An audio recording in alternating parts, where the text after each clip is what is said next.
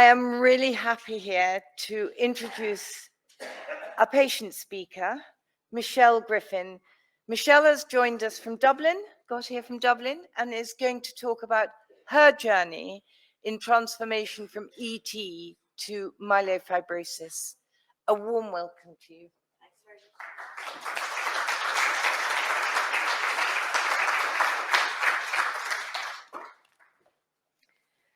Thank you, Nona. Good morning, everybody here in the Cavendish Centre and to those listening online.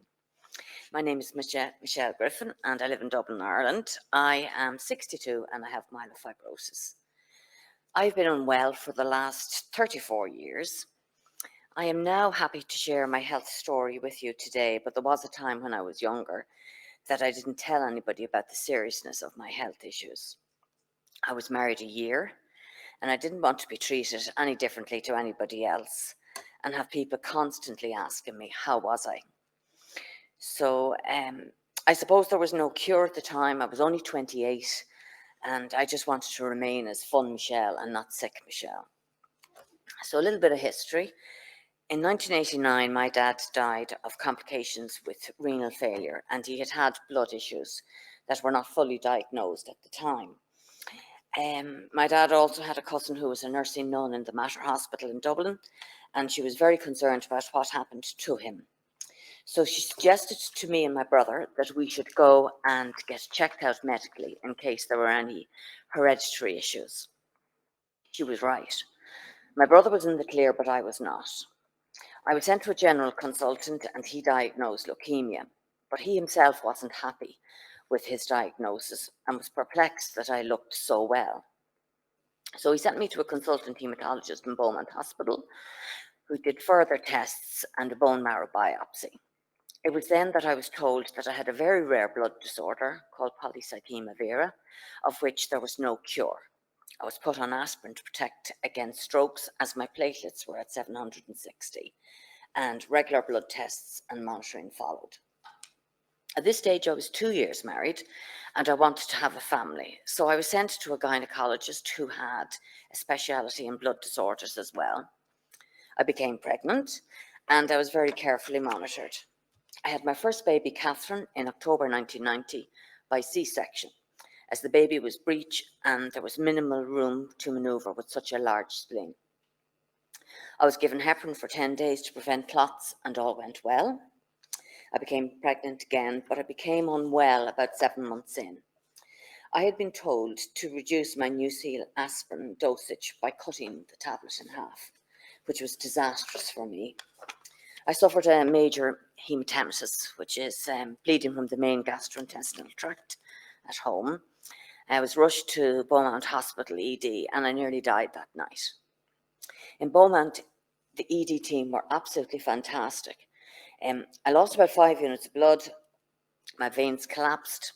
I was transfused with 5 units of blood and I had a scan to confirm that the baby was alive. I was then discharged from the hospital a few days later.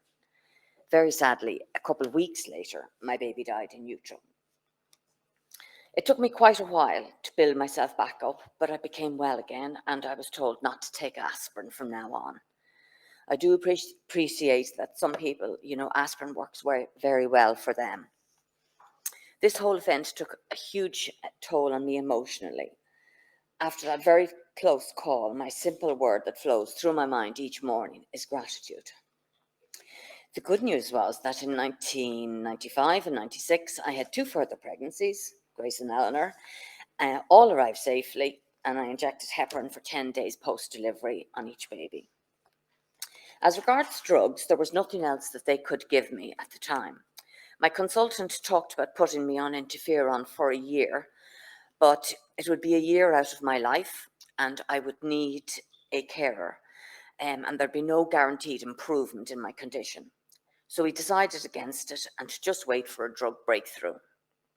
It was at the time of the AIDS crisis and there was a lot of money raised and put into blood research, and we waited. So I kept seeing my hematologist regularly for blood tests and the measurement of the spleen with the infamous measuring tape. It was a difficult time as I felt physically I was on fire. I had a terrible itch in my body, particularly my legs. Showering or in the bath was so irritating. You would cover yourself in Silcox base or aqueous cream, you wash, and at the end have a cold shower. I was a little bit ahead of Will Hoff and his cold water experiences. It was like bees stinging on me for about a half an hour, and the only comfort I could get was by moisturising and getting into bed between the cool cotton sheets to soothe the irritation and not scratch myself. One good thing that I did was laser hair removal, which I did from my toes to the top of my legs, and I found that helped greatly versus waxing. In 2014, my consultant in St. James's retired, and I'm now with the excellent Dr. Evelyn Keneally. And she told me about a support group in the UK called MPN, and that they do patient forums. So the next one was on in the British Medical Association in London, so I went with a friend to see what they had to say. That was in 2015. I was astonished by the amount of detailed charts and lectures by Dr. Claire Harrison, Dr. Ruben Mesa, and the MPN team, just like we're seeing here today. It was the first time I had ever heard anyone talk about my blood disorder as being blood cancer, and that was very shocking and frightening. Several months later, MPN went to Belfast, and I went with my daughters this time to see Professor Mary Frances McMullen. Up there, another Dublin girl who is a patient herself was there, and we kept in contact with each other. Karen and I are now great friends, and our friendship is such a great support for each other. We have a wicked sense of humour together, just like the way the buddy system works with MPN. After learning that my rare blood disorder was actually blood cancer, I found that that made me anxious and that my mood became low. In Dublin, there's a cancer patient group called ARC, and I signed up for a counselling course with them. There I met other cancer patients, and together that improved my acceptance and outlook and healed me a little bit more, and I just didn't feel so isolated.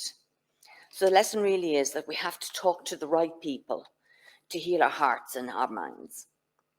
About 8 years ago, I did go back to work part-time, and that was wonderful.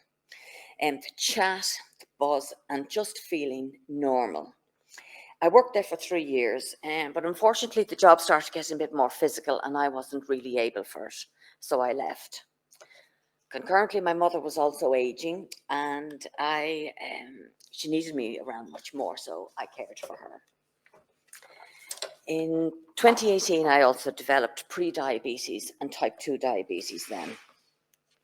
I'm doing okay, trying to avoid going on insulin, but I think I'm losing that battle. I was put on ruxolitinib about 5 years ago, and that changed my life. My spleen reduced greatly, my body temperature reduced, and that terrible itch on my body nearly went away. At the moment, my platelets are in the mid-low 40s range, and there's no major plan to change things. When I visit Dr. Keneally in her office, and she tells me I'm doing okay, that is the most important opinion of the day. When I leave the hospital, I leave my problems at the door. In 1990, just going back a bit, I had a choice to make about the outlook I would have on my life. I could have been very sad for the last 34 years. What a waste of a precious life that would have been. So I chose the other path, to find joy along the way in life. It was hard, as I was always visiting a consultant in a room on my own. It wasn't until 2015 that I actually ever met anybody else that had my disease. By having access to MPN, I became part of a community, and I realised I was no longer alone. Looking back on that first year with my daughter, when my daughter Catherine was born, choosing to live every day the best that I could and be happy was the best choice for me and my young family. In my opinion, there has to be a twin approach to our health. The doctors mend our bodies, and our families, friends and buddies heal our minds. I hope that by sharing my story with you here today has given you all a little bit of hope, especially the newly diagnosed and those diagnosed young. And I wish you all well in your own health journey, So my message is just don't lose heart. Look at me. After 34 years, I'm still standing. Thank you.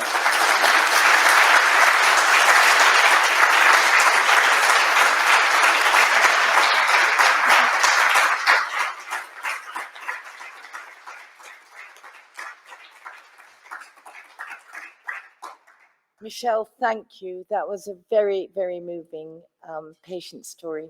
Thank you very much.